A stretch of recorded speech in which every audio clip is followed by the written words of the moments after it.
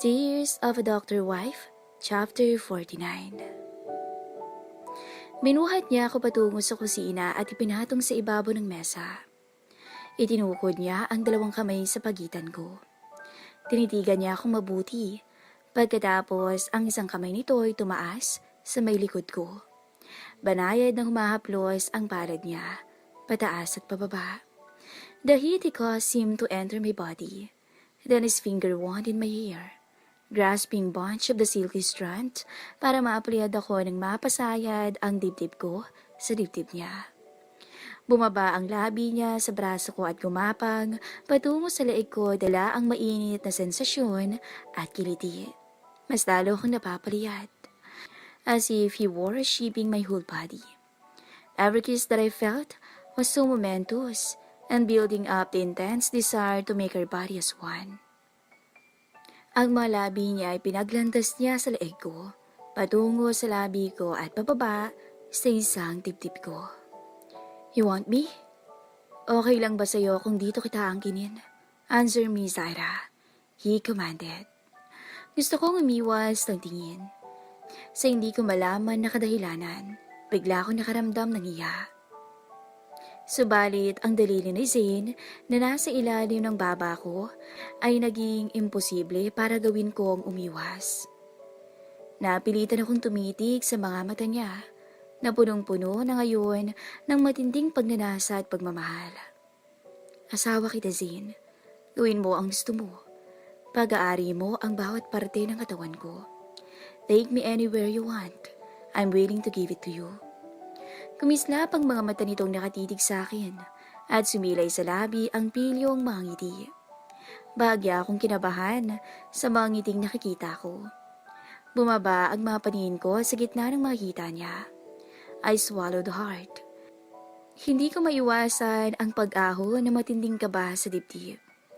Muli niyang inabot ang labi ko at siniil ang malalim na halik, thrusting his tongue deep into my mouth. Binitawan niya ang labi ko at muling tumitig sa akin. Turn your back, utos niya. Nanlaki ang mga mata ko dahil sa narinig mula sa kanya. I was stunned, speechless, and confused. Turn your back. Bend over and put your weight on your knees. Please, follow my command, darling. Turn your back now. Halos na mamaos, sasabi nito sa akin, at ang mga mata ay napupuno ng pakiusap. Nag-alinlangan man pero sinunod ko ang gusto niya. Tumalikod ako na nakaluhod sa ibabaw ng mesa. Inaasahan kong aangkinin niya ako nakatalikod pero hindi. Hindi ko inaasahan ang gagawin niya. Para akong mababaliw sa ginagawa niya. Naghanap ang kamay ko ng mga kapitan pero wala akong makita. Humalingaw-ngaw sa buong dining area ang mga tinig na humahalo sa aming hingal at madamdaming halinghing. Kasabay ng pagpatak ng ulan sa labas na tila musika sa aking pandinig. Mahigpit akong napapikit ng mga mata nang maramdaman ko ang muling pag-iisa ng katawan namin. Iminulat ko ang mga mata ko at nagsalubong ang aming paningin. Nakikita ko sa mga mata niya ang pag-ibig. Halos pinipigil ko ang sarili ko na huwag mapadaing ng malakas. But I can't suppress the moan coming from my throat. Nagsimula na siyang umulos at mas malakas, mas malalim, sa bawat segundo ay wala siyang sinayang. Inabot niya ang labi ko and his tongue thrusting deep inside my mouth. At binitawan niya at hindi ko mapigilan na mapahiyaw.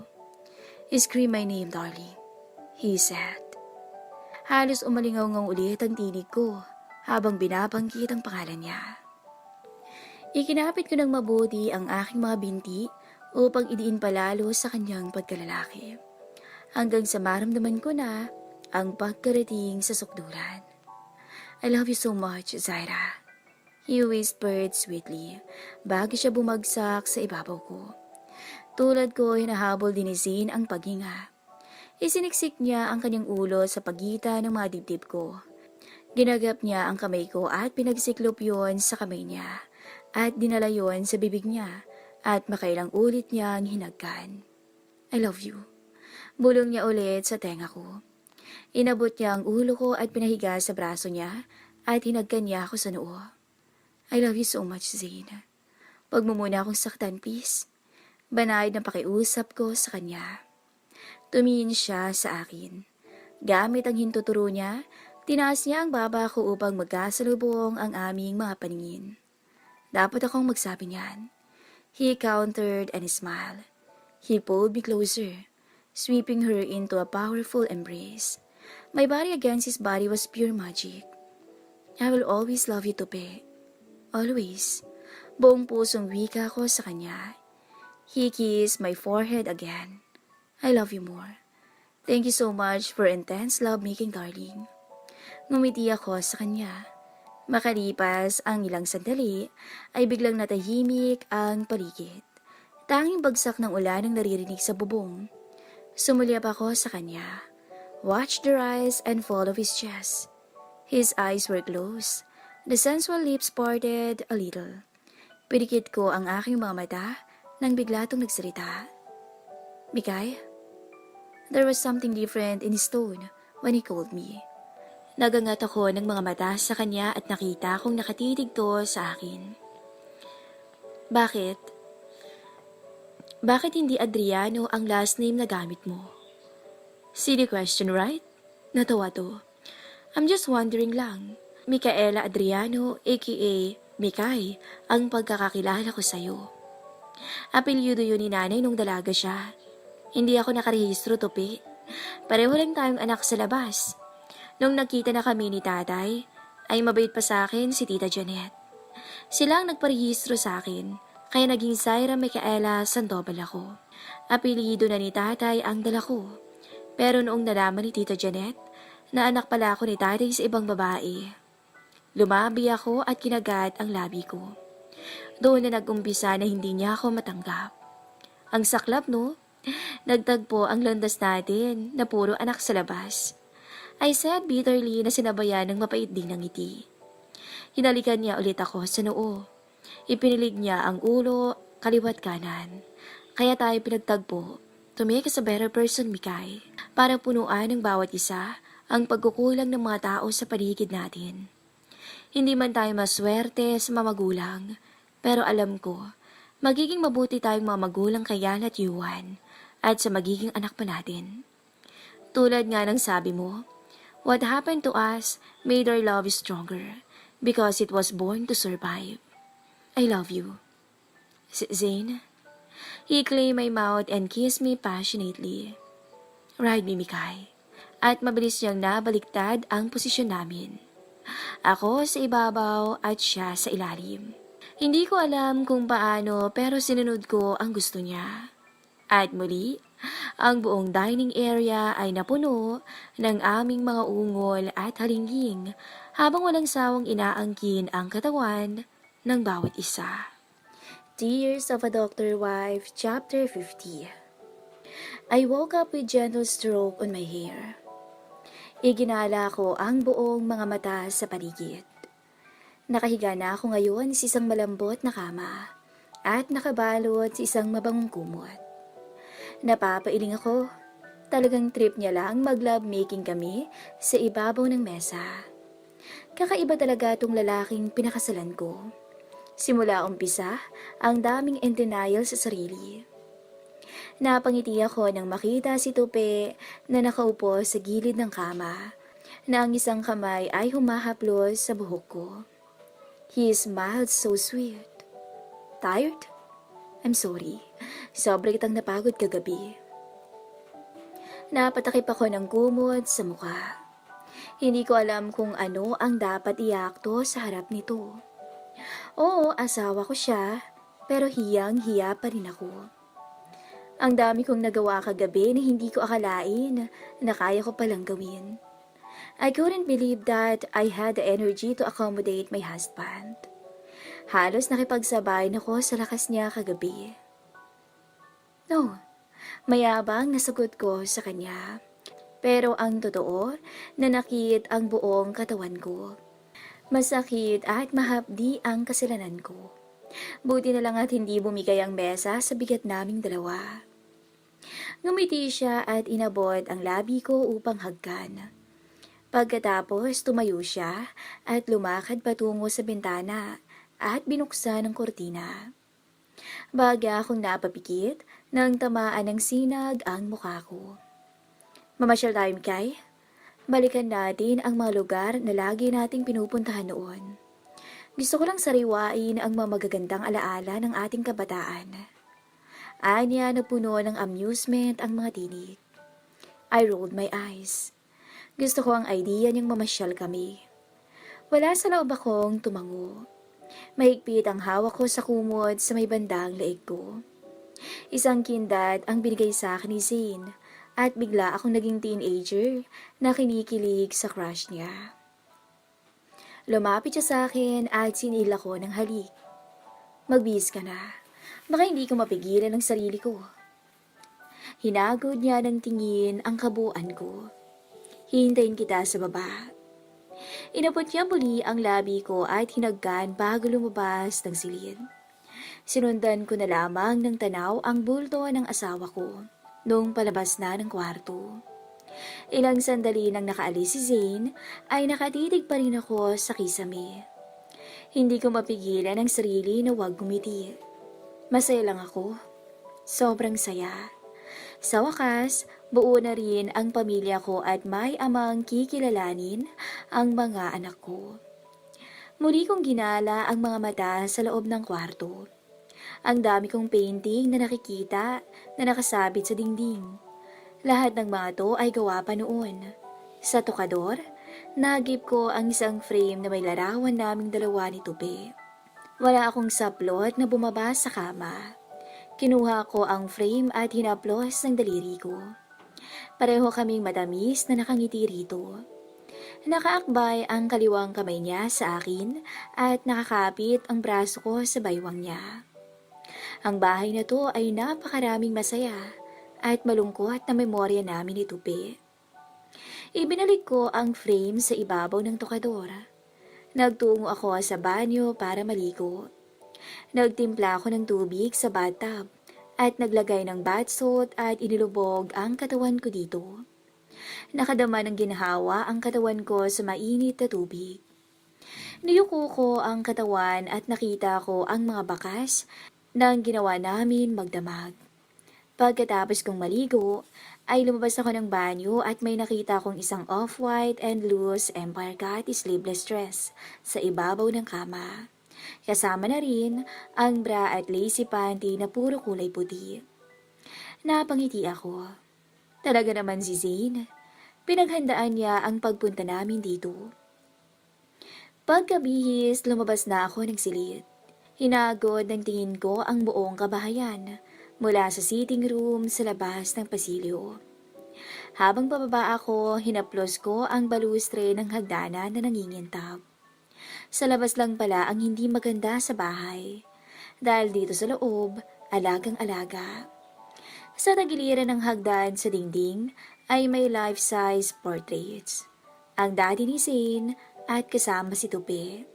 Sa isip ko, kaya siguro nagkaganoon ang daddy ni Tupi dahil nagmahal lang din to. Pero rejection ang nakuha niya mula sa babaeng mahal niya at isa rin itong bastardo kagaya ni Tupi. Napakaswerte niya lang dahil napakabait na half-brother si Tito Henry. At napakaswerte ni Zane dahil mahal na mahal siya ng tiyuhin at itinuturing siyang tunay na anak. Nagpatuloy ako sa mabagal na pagbaba at natapat ako sa painting ng isang magandang babae. Kung hindi ako nagkakamali, ito ang ina ni Zane, si Zarina. Hindi kamukha ni Zane si Harry, except for the proud nose and arrogance of his features. Si Zarina ang talagang kamukha ni Zane, ngunit ang mga mata ni Zarina sa painting na to ay malungkot. Si Zane ay nasa baba na at tahimik akong pinapanood. Maya-maya, lumapad ang mga ngiti nito sa labi. You look very lovely in that white dress, darling. You look very lovely in that white dress, darling. He commented huskily, cutting up my thoughts. Nakasandal to sa hamba ng pinto at ang dalawang kamay ay nasa bulsa at kalahati ng katawan nito ay hubad. He was only wearing faded blue jeans.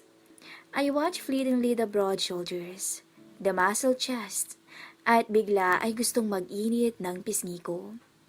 Sumilay ang kalahating ngiti sa labi ko. Binilisan ko ang pagbaba at kulang na lang takbuhin ko ang pagitan namin. Hindi ko alam pero nasasabik lang akong hagka ng mga labi niya. Pagkarating ko sa kinaroroonan niya ay agad akong binuhat ni Zane at inikot-ikot sa ere. Ipinilupot ko sa balakang niya ang dalawang binti at siniil ko siya ng halik sa mga labi, malalim at mariin. Pagkatapos lumabas kami ng bahay na magkahawak ang kamay patungo sa pinagtalian niya ng kabayo. Turuan mo rin akong mga bayo para sa susunod kaya ko na. Ani ko sa kanya na may masayang ngiti sa labi. Misi lang to sa akin. Marunong ka ng mga bayo actually. Ang galing mo nga eh. You're such a fast learner, darling. Akala ko tuturuan pa kita. But I was wrong. Dahil hindi na kailangan. Makahulugan itong wika. Hinampas ko siya sa balikat dahil iba ang tinutukoy nito. I turned red. Ang sama mo? Padabog kong sabi at tinalikuran ko siya. He gave a bark of laughter at my shocked look, and his hands reached out to grasp the upper portion of my arms. I'm just kidding, darling. Tumalikod ako at nagpayakap mula sa likod. Pinagsalikop niya ang mga kamay ko sa mga kamay nito. Hinagka ni Zane ang likod ng ulo ko. Iniharap niya ako sa kanya. Raised my face to his. Niyuko niya at pinaulanan ng mumunting halik ang mukha ko, ang mga mata, the tip of my nose, and kiss my mouth, thrusting his tongue and make a short wild stroke. Sapat para muling buhayin ang init sa katawan ko. Subalit agad tong nag-angat ng mukha. Nauna tong sumampa sa kabayo bago niya inabot ang kamay ko pasakay. Nang maayos na ang pagsakay ko ay marahan niyang tinapik ang kabayo at dahan-dahan tong naglakad. Kumusta kaya ang kambal? Baka ano nang ginagawa ng mga anak natin? Baka hinahanap na tayo. Hindi ko mapigilan na huwag itanong sa kanya. They're fine. Sobrang nag-i-enjoy ang mga bata sa resort. Uuwi rin tayo mamaya. I guess. I overreacted. I said breathlessly. Namimiss ko lang ang mga bata. Hindi ako sanay na hindi sila makita sa loob ng 24 oras. I have something for you, Mikay. Bago pa man ako makapagsalita ulit, ay mabilis nang pinatakbo ang kabayo at napakapit ako sa baywang niya. Ilang minuto lang ang nakalipas. Nakarating kami sa isang talampas, ang lugar kung saan kami laging naghahabulan noon. Ito ang playground naming dalawa. Nauna siyang bumaba sa kabayo at pagkatapos ay inabot niya ang kamay ko upang ibaba. Subalit nasiko ko ang tiyan ng kabayo sa pagbaba at tumaas sa ere ang dalawang paa nito at nawalan ako ng balanse at nahulog ako. Napatili ako kasabay ng pagkawala ng panimbang ni Zane at bumagsak patalikod sa damuhan. Kasama siya. Sa kabila ng kabiglaan, sinikap ng asawa ko na hindi ako masaktan. Bumagsak ako sa ibabaw niya. Ang mga hita ko ay nasa pagitan ng hita niya. Are you alright? Tanong niya sa nag-aalalang tinig. Though his eyes scares my face tenderly and passionately. Yes, I stammered. Dahil sa kaba ko. Buong akala ko kung ano na ang mangyayari sa akin kanina. Ang distansya sa pagitan ng mukha namin ni Zane ay ilang pulgada lang at hindi ko mawari sa sarili ko. Pakiramdam ko parang bago kaming magkakilala at hindi maalis sa katawan ko ang kakaibang kilig sa asawa ko. Naramdaman ko ang pagtaas-baba ng dibdib niya at hindi ko alam kumakabog ng husto ang puso ko sa dibdib. Ang sarap pala sa pakiramdam kung pareho kayong umiibig sa isa't isa. Tumukod ang siko ko sa damuhan upang tumayo, subalit mahigpit ang pagkakahawak ng isang kamay ni Zane sa baywang ko upang hindi ako makatayo. Hinawi ng kabilang kamay niya ang buhok ko patungo sa likod. And then he caressed my face gently. He glinted as he gazed at my flushed face. Ilang segundo siyang nakatitig lang sa akin bago bumuka ang bibig. May dinukot na kung ano mula sa bulsa ng pantalon niya. I opened my mouth to say something, pero walang lumabas sa bibig ko. Nangislab ang mga mata ko ang nakatitig sa isang maliit na bagay na nagmula sa kanyang bulsa. Kapag tinatamaan ng liwanag ay kumikinang to lalo. I stared at him. He was actually proposing. Anong ibig mong sabihin? Gumagaral-gal ang tinig ko sa pagpipigil ng mga luha ko. He caught my left hand. Dahan-dahan niyang sinuot sa palasingsingan ko ang diamond ring na galing sa bulsa niya. He cleared his throat before he spoke. I lost you because I was stupid and idiot. Pero kahit papaano, kapag wala ng pag-asang lahat, I closed my eyes and looked for an answer. And there you were, like a light in my darkness. So I found you, dahil ikaw ang pag-asa. You're my home, Mikay. Marry me again. My eyes glowed like jewels as I met and held his gaze. Zane, I love you. I have loved you since almost the first day we met. Ako lang talaga tong gago for not accepting the fact. There was never a point in time that where I didn't love you, and there never will be. I'm sorry, Mikay. Hinawakan niya ang mukha ko. Ang hinlalaki niya ay humahaplos sa kumikislap na luhang dumadaos-dos mula sa mga mata ko. Yes. So tell me, darling. Yes, Zane. I slid my hand around his neck. Yes na yes. He buried his fingers in my hair and pulled me gently and tantalizing brushed his lips against my lips. A long, slow, intimate exploration that left us both breathless. Banayad akong napasinghap, just enough to whisper against his mouth. Say it again. I love you. And marry me again. I want to hear more. His answering smile was bright enough to light up my world. I love you, Mikay, with all my heart and soul. He shouted loud that echoed throughout the place. Ang mga ibon ay nagsiliparan marahil na bulabog sa kanyang pagsigaw.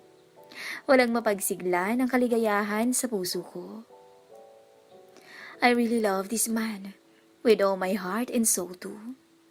Niyakap niya ako ng mahigpit na sa sobrang higpit ng pakiramdam ko ay hindi na ako makahinga. He brushed my hair away from my neck. Akala ko noong una, wala na tayong pag-asa na magkabalikan pa. Buti na lang at hindi ako sumuko na suyuin ka. Kahit ipagtabuyan mo pa ako, isisiksik ko ang sarili ko sa iyo, masungkit lang kita ulit. Maraan ko siyang hinampas sa balikat. I love you, idiot. If I didn't love you, di sana pinakuyog na kita sa buong barangay nung araw na nakita kita sa labas ng bakod. Kaya ka pang mga anak ko. Tinakpan niya ang bibig ko ng isa niyang daliri. Mga anak natin. Hindi ko. Pagdadama niya sa akin. Gusto mo bang ako ang kumuyog sa'yo? Dito mismo? So, let's do it then. Taas na akong sabi sa kanya. Akala niya siguro aatrasan ko siya. He laughed. I shot him a weak look. Do it. Here. And now. Lumakas lalo ang tawa niya. I brushed my thumb against his lips. I look at him. Diretso ang tingin and beat my lower lip. So is that a yes, handsome? His slow, sexy smile warmed my core. Yes, he said and kissed me again. I inhaled gently. Sa electrifying effect ng malabi nito sa akin, as if a live wire touched my flesh. His lips warm, firm expertly moving against my lips, and it was like magic. Dahan-dahan niya akong hiniga sa damuhan. Hindi alintana ang tamang sinag ng araw na tumatama sa aming balat. Tanging hampas hangin sa aming balat ang maririnig sa kapaligiran at mga ibon na nagsisiliparan sa himpapawid. At tanging magiging saksi sa muling pag-iisa ng aming mga katawan. He raised my dress and pulled down his pants and brief. He parted my legs wide and positioned himself at my center. His hard stick was pointing my core and he started to invade mine. Nagsimula na siyang umulos, pero ramdam ko pa rin ang kudlit ng hapdi at sakit doon. Sa pamamagitan ng mga halik niya sa labi ko, ay nawala ang pressure sa baba at mabilis na tumugon ang katawan ko. I met every deep thrust were deeper and faster. His eyes were losing at focus, marahil sa sarap ng nararamdaman niya, tulad ng nararamdaman ko ngayon. Mas lalo siyang bumilis at ang bawat pag-ulos niya ay sinasabayan ng balakang ko. Hanggang sa makaramdam ako ng pamumuo ng tensyon sa puson ko. Malapit ko nang marating ang orgasmo ko at alam kong malapit na rin siya. Hanggang sa naabot na nga namin ang sukdulan.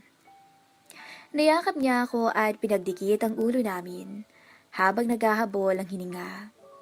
Ilang saglit lang ay bumagsak ang katawan niya sa tagiliran ko at pareho kaming nakatingala sa ulap. Chapter 51. Mula dito sa kinatatayuan ko, masarap kong pinagmamasdan ng tanaw ang buhok niyang banayad na nililipad ng mabining hangin.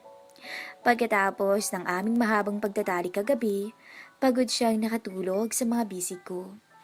My eyes roamed all over her naked body. No part of her body was left untouched and unkissed. If it possible to worship a human being, then I would have to worship her. I watched her sleep and memorized her face after true sweet love-making. Several times, I heard her scream my name every time she reached her climax. Every time she screamed my name, it's like delicious music to my ear. Lumingon siya sa kinaroroonan ko. She waved and I waved back.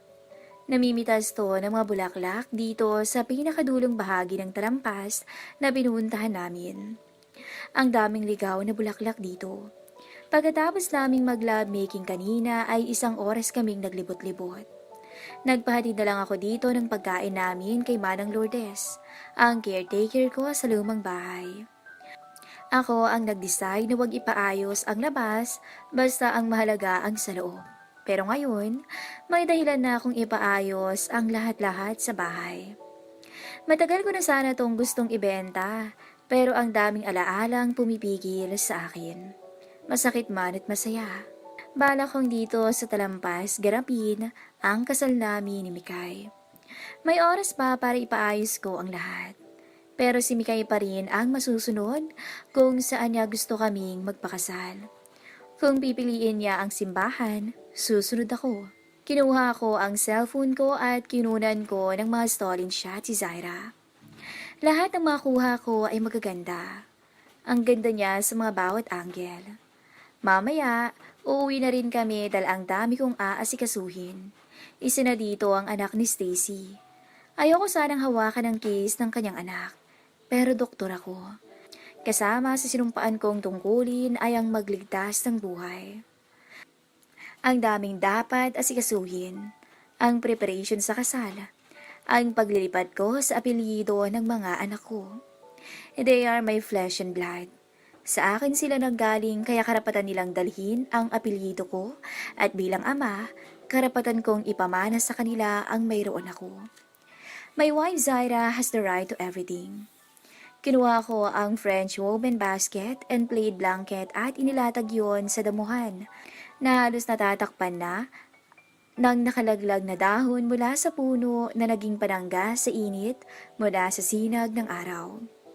Nang matapos kong ayusin ang lahat-lahat, tumayo ako at lumakad ang dahan-dahan sa kinaroroonan ni Zaira.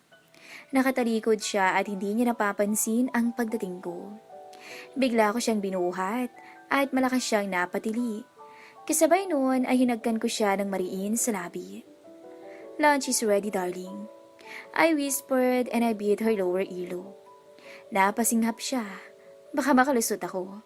Gagawin ko muna siyang panghimaga bago kakain ng heavy meal. Ewan ko ba at nananabik ako lagi sa kanya. Kung pwede nga lang oras-oras gagawin ko ang pag-angkin sa kanya. Mabilis tong kumawala. Saglit lang. You promised me this, and I'm claiming it. My eyes turned dark in passion habang hinahabol ko ang mga labi niyang iniiwas. Wala akong sinabi sa'yo, Nahuli ko ang mga labi niya and kiss her again. Muli siyang umiwas. No kidding, Zane. Wala akong sinabi sa'yo. Ang sabi ko kanina, ilapag mo munang pagkain dahil nagugutom na ako. Wala akong sinabi na akong kainin mo. Tumaas ang mga kilay ko. In amusement. Hindi mo ako maluloko. Pagkatapos, ngumisi akong muli. Pinaglandas ko ang daliri ko sa mga labi niya, patungo sa balikat pababa sa dibdib. Napasingap siya. Naramdaman kong nag-iiba ang tugon ng katawan niya. Alam kong malapit na siyang matangay sa pangaakit na ginagawa ko. Zane, mahina niyang sambit. Inabot ko ang noo niya upang halikan. I'm just teasing her, at napatunayan kong hindi niya ako kayang tanggihan. Kumuha ko ng isang bulaklak at inipit ko sa likod ng kanyang tenga, and I pinched her nose. Thank you. Anya sa pabulong na paraan. I gazed at her. Enchanted. Hinuli ko ang kamay niya. Tugged her around to look at me. In the firelight, she was a golden goddess, as beautiful and luminous a creature as I'd ever seen. My heart seemed to swell near bursting, so full of gratitude and love that I didn't know what to do with all the emotion. I swept her up in my arms at binuhat ko siya patungo sa ilalim ng puno nang pinaglatagan ko ng mga pagkain. Marahan ko siyang binaba. Salamat, nakangiting sabi niya. Kumuha ko ng pinggan at kutsara. Nilapag ko sa harapan niya. Kumain ka ng marami. Tinitigan ko siya mula ulo hanggang paa, pero hinampas niya ako sa balikat. Ang pilyo-pilyo mo talaga. Ang sarap mong kulitin sa singit, Dok. Anya na tila ng gigigil. I'm very considerate husband, my darling wife. After last night at kanina, you wouldn't be able to ride a horse astride. Namula to. Ewan ko sa'yo. Binaling niya ang atensyon sa pagkain sa harapan niya at tinikman to. This is amazing. Pinaluto mo to? She forked a bite of pasta into her mouth again, tsaka sumandal sa puno at pumikit. Her expression blissful. I smiled. Natutuwa ako na makita ang kasiyahan sa mukha niya. I'm glad you like it. Spaghetti carbonara ang isa sa pinakamadaling pinaluto ko kay Manang Lourdes. And a simple tossed salad to accompany the pasta. Hindi talaga siya mabigat na pagkain para sa tanghalian. By any standards, pero sa reaksyon ni Mikay, mukhang nagustuhan naman niya. Bulalo sana ang ipapaluto ko pero walang nakuhang karne ng baka. Sino nagluto? Masarap siya. Tanong niya sa pamamagitan ng pagkagat. Bigla itong nalungkot. Naalala ko ang nanay. Siya ang kusinera niyo dati. Napangiti ako as I recalled the past nang biglang may naalala ko. Mikay? What is it? Banayad niyang tanong. Kinuha ko ang isa niyang kamay. Anong gusto mong gawin? I mean, pinaka-passion na gustong-gusto mong gawin. I eager to ask. Nagsalubong ang mga kilay nito. Bakit at naitanong mo? Come on, tell me darling, tutuparin ko. Umiling to. For being your wife, she said grinning at humarap sa akin at pinisilang ilong ko. Pero alam mo ang pinakagusto ko, di ba? Ngunit malabo na mangyari yun dahil ikaw at ang mga bata ng priority ko. Puno ng sensiridad ang tinig nito. Aalagaan ko na lang kayo. She paused. Lumabi siya. Mas mahalaga kayo sa kung ano paman. Tumaas ang kamay niya at hinaplos ang pisngi ko. Humugot siya ng malalim na paghinga. Pagkatapos, tinitigan ako. Her eyes full of sorrow. Parang hinaplos ng kung ano ang puso ko. Dalawa lang naman ang alam ko na gusto niya. Maging pintor at maging chef. Pero alam kong pinakagusto niya ang maging chef cook. Bakit hindi ka mag-aral ulit at tuparin mo ang pangarap mo? I said thoughtfully. Magaling ka, Mikay. I always believe in you. Alam mo yan noon pa. Ako kayang #1 fan mo? Puno ng compliment, sabi ko. Sumigla ang mukha niya and her eyes sparkled of joy. Talaga? Pwede? As in, pwede? Ay, shook. Kahit bukas na bukas din ipapasok kita sa culinary school.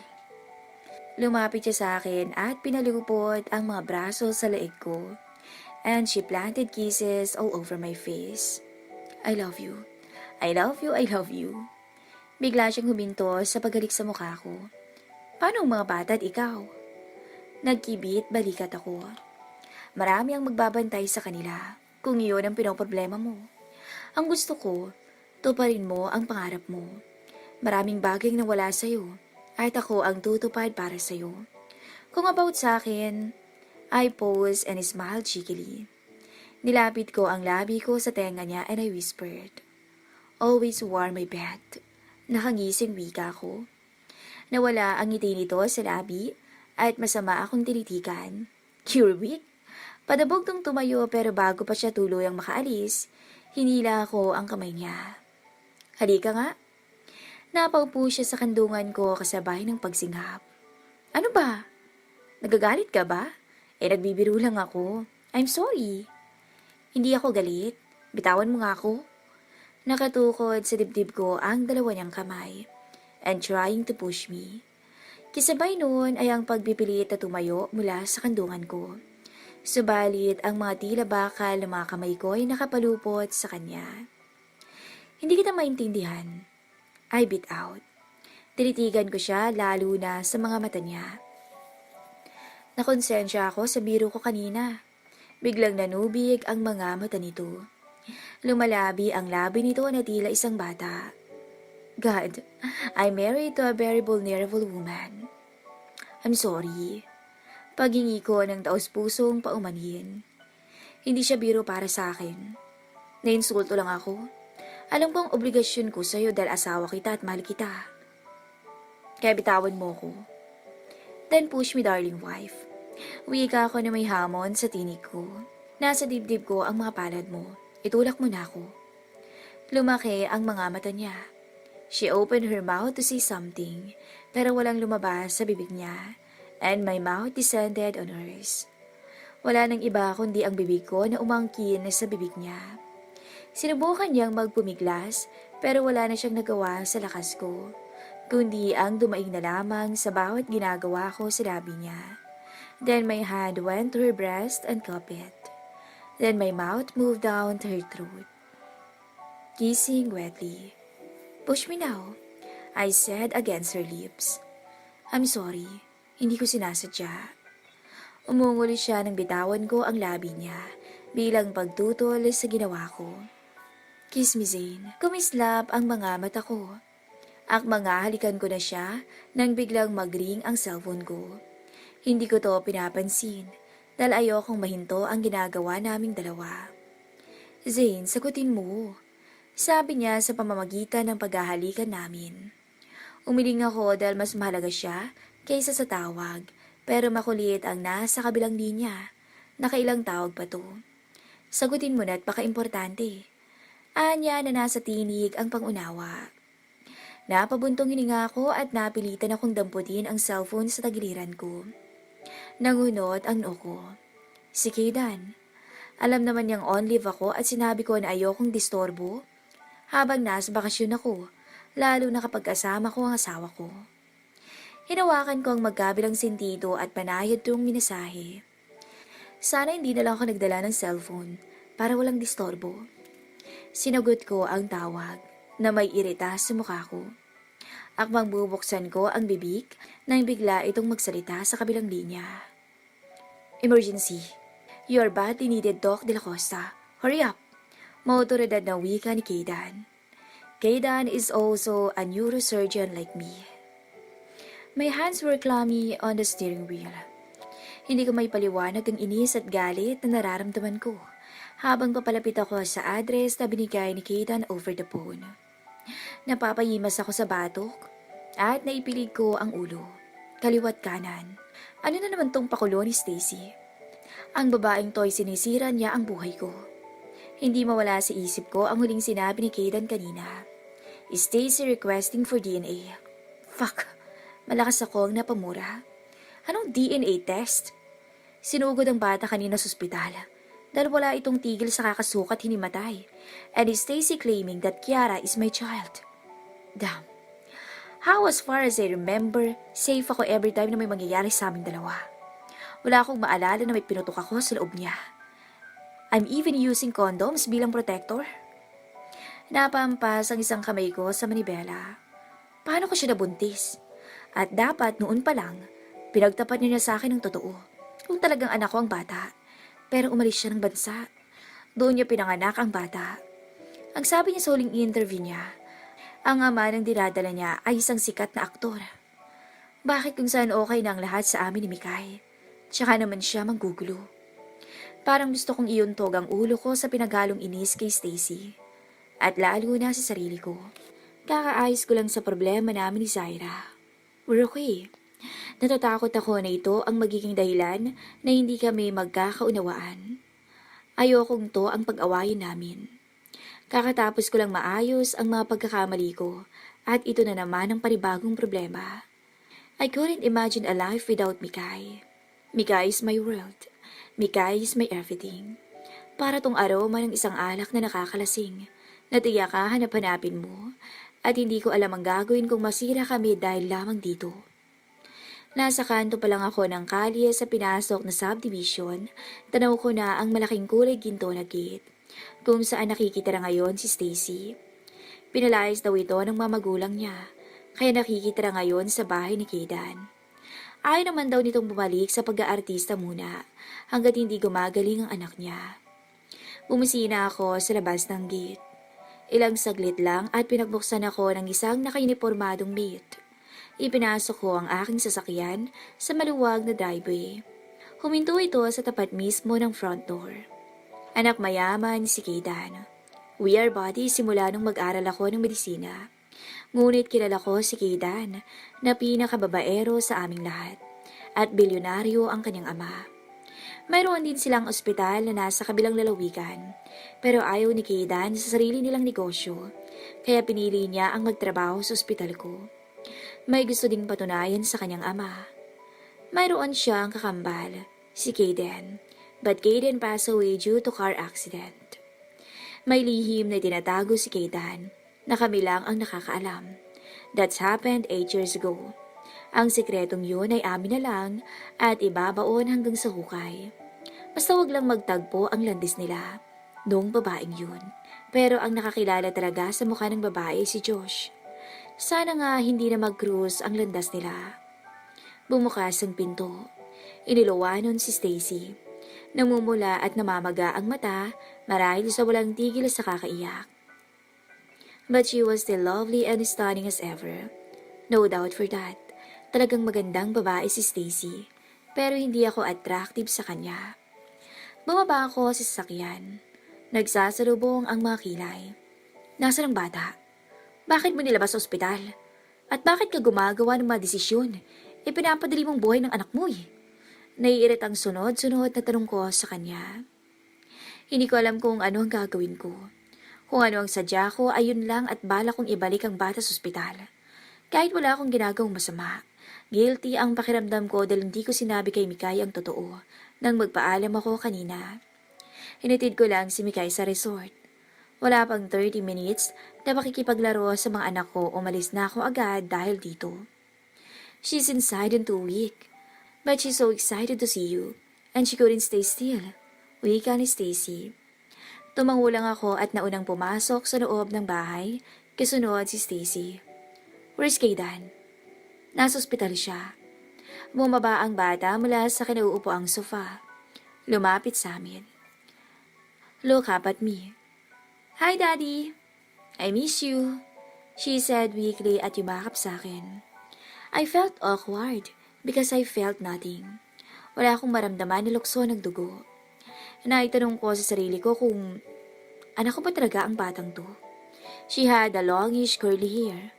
Nakakapagtaka lang dahil hindi ako kulot at hindi rin kulot si Stacy, but the little girl is pretty. Her eyes were like si Stacy's too. Wala kahit isa na nakuha sa akin. Hindi kagaya ng mga anak namin ni Mikay. Halos ako ang kamuka at unang kita ko pa lang ramdam ko ang lukso ng dugo. I'm still in my doubt. DNA test could answer my question. Kung sakaling anak ko to, hindi ko naman pwedeng pabayaan na lang, lalo pa at may sakit. Mahirap maging anak sa labas at ayokong maranasan niya ang rejection. How are you? I squat on the floor para maka-face to face ang bata. Something bothering me. She looked pale and she was thin. Mas okay pa ang katawan niya nung una ko siyang makita. Bumagsak ang katawan nito at nakaramdam ako ng awa. Naalala ko si Yuan noong may sakit to, but my boy na was okay. Kumapit siya sa braso ko at wala akong choice kundi ang kargahin to. I'm a little bit okay. She smiled faintly. Let's play, Daddy. Yaya nito sa akin. Tumingin ako kay Stacy dahil hindi ako pwedeng magtagal. Mas priority ko pa rin ang pamilya ko. You and Daddy will play later, Kiara. May pag-uusapan lang kami ng dad mo. Doon ka muna kay Yaya. Wika ni Stacy sa bata at tinawag ang nurse na nag-aalaga sa bata. Walang atubiling binigay ko ang bata sa nurse. Tama si Stacy. Kailangan namin mag-usap. Magkalinawan at maayos ang lahat. Ayoko ng gulo. Ayoko ng away kung maaari lang. Lalo na sa lahat, ayoko maghabol siya kung oras ang hihingi niya para sa bata. Or dadalawin ko na lang dito once a week. Hindi naman siguro yun makakasira sa relasyon ko sa pamilya ko. I'll get us something to drink. Wika niya nang maiwan kami sa living room. Huwag ka nang magpagod, Stacy. Magandang mag-usap tayo para maging malinaw sa atin ang lahat. Para makaalis na ako, I said firmly. I hate to ask you a favor, Zane. But Kiara needs you too. Tanggap ko na ang sakit niya. At hindi ko alam kung hanggang kailan ko makakapiling ang anak natin. Napabuntong hininga ako sa sinabi niyang anak natin. Titig na titig ako sa kanya. Nakuyom-kuyom ang mga kamao sa tagiliran. Walang katiyakan ang kalagayan niya. Pwedeng bukas, bawiin na siya sa akin. At gusto kong bigyan ng kaligayahan ng anak ko. Anak mo rin siya, Zane. Paano ko makakasiguro na anak ko ang bata? Wala akong maramdaman na kahit na ano sa bata, maliban sa awa. DNA test, para mapatunayan kung anak mo siya. I'm sorry, Zane. Dapat noon palang sinabi ko na sa'yo. Pero naduwag ako dahil gumulo ang mundo mo nung iwan ka ni Mikay at hindi mo tinuloy ang pagpapaanald ng kasal niyo. Pwedeng bisitahin mo siya araw-araw? Anya. Malungkot din ang mukha nito, as if she really didn't have any choice and that I hated her proposal. You can tell Mikay the truth about Kiara. Maybe she can understand. She has to understand. Kiara is your daughter too. Tama ka. Maniniwala lang ako kapag may DNA result na. Aside of that, hindi ko magagawang araw-araw bisitahin ng anak mo. Kung sakaling anak ko siya, pwede siya sa bahay. Sumilay ang ngiti nito sa labi sa narinig sa huling sinabi ko. Pero hindi ka kasama. Dagdag ko na ikinawala ng ngiti niya sa labi. Tumalikod dito sa akin. I know. I understand. Malungkot niyang sabi at bumuntong hininga siya. Nakita kong nagpahid to ng mga mata niya gamit ang mga daliri at muling humarap sa akin. Matalim na titig ang pinikul ko sa kanya nang may maalala ko na may itatanong pa ako sa kanya. Maras kong hinablot ang braso niya. Paano kita nabuntis? Kung sakaling totoo ang pinagsasabi mo. Galit na tanong ko sa kanya. Yumuko ito at humagulgol. Binutasan ko ang kondom na binibigay ko sa'yo sa tuwing magsisex tayo. Hindi pa man niya natapos ang sasabihin, ay nasampal ko siya sa inis ko. Damn you, Stacy. Damn you. Duro ko sa kanya sa sobrang galit ng nararamdaman ko. I'm sorry, Zane. Nagawa ko lang yun dahil gusto kong magkaanak sa'yo. Para pakasalan mo na ako dahil napapansin kong wala kang plano sa relasyon natin. Kahit sabihin mo pang ginamit mo lang ako. Pero mahal kita. Sobra na kitang minahal. Kung sana alam ko nang buntis ako. Tsaka naman dumating sa akin ng maraming offer. Pero hindi ko masabi-sabi sa'yo ang totoo. Dahil ikakagalit mo. Kaya nagsinungaling ako. Pati yung proposal, gimmick lang lahat ng yun. Para mailigtas ako sa kahihiyan. She paused for a while at masama akong tinitigan.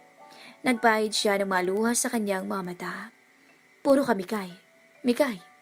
Pinagsusuntok niya ako sa dibdib at sinangga ko bawat hampas niya at mahigpit kong hinawakan ang mga puluso-pulusuhan niya. Kulang na lang ibaon ko ang madaliri ko. At ako ang mali, Stacy? Sinabi ko na sa'yo, di ba?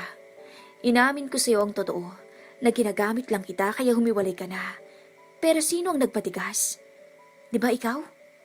Halos magsilabasan ng ugat sa leeg ko sa pagsigaw na ginawa ko sa kanya. I can't believe you. How desperate you are. Desperada na akong desperada. Pero yun ang totoo. Mahal kita hanggang ngayon. She shouted desperately. This is cruelty.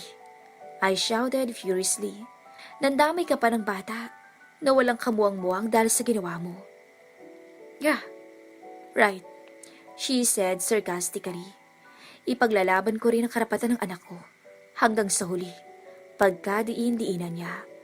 Kung sakaling anak ko siya, magiging patas ako. Pero sa oras na malaman kong hindi ko anak ang bata at ang sadya mo lang ay manggulo para masirang pamilya na binubuo ko, tumigil ako at muli kong hinablot ang braso niya. Mapapatay kita, Stacy. I warned dangerously. Nanlaki ang mga mata niya at sunod-sunod ang paglunok ng laway ang ginawa niya dahil alam niyang hindi ako marunong magbiro at mababaw ang pasensya at mainitin ang ulo ko. Dalhin mo ang bata sa ospital ngayon din para maobserbahan at magawa ng paraan kung may nauutal ako. Bigla akong nahabag sa kalagayan ng bata. Doktor lang ako. Pwede kong tulungang gumaling ang bata sa pamamagitan ng operasyon. Pero hindi ako Diyos. Wala akong kakayahang bumuhay. Walang kasiguraduhan ang anak ni Stacy. Or anak ko ba talaga? Brain cancer stage 2. Mahirap gamutin. Kahit operahan pa, may posibilidad na babalik pero gagawin ko ang lahat. May ligtas lang ang bata. Let's play na, Daddy. Singit ni Kiara. Hindi ko alam kung ano ang dapat maramdaman sa batang nasa harapan ko. Habag na habag akong tingnan ang itsura nito. Mahigpit ang kapit niya sa kamay ko. Okay, pero saglit lang. After this, pupunta na tayo sa ospital, okay? Uwi ka ako at pinisil ko ang bisi nito. Sumigla ang mukha niya at sunod-sunod na pagtango ang ginawa. Sa kabila naman ng karamdaman ay masigla ang bata. Parang si Yuan. O dala lamang yun ang kasiyahan dahil nakapiling niya ako. Nakalimutan ko na ang oras. Oras na ng pagtulog ni Kiara ay ayaw pa rin paawat ang bata sa kakalaro. I ended up reading a bedtime story. Maganda yung tulog siya kapag dinala ko siya sa ospital. Para din tong si Yana at Yuan, maraming katanungan. Bawat pangungusap ay nakakahanap ng katanungan and I had to explain each other. Ngunit ayaw niyang matulog. Nilalabanan niya ang kanyang antok. Hanggang sa magsuka na naman to at nagreklamo na matinding pananakit ng ulo at nawala ng malay. Kaya sinugod ko agad sa ospital.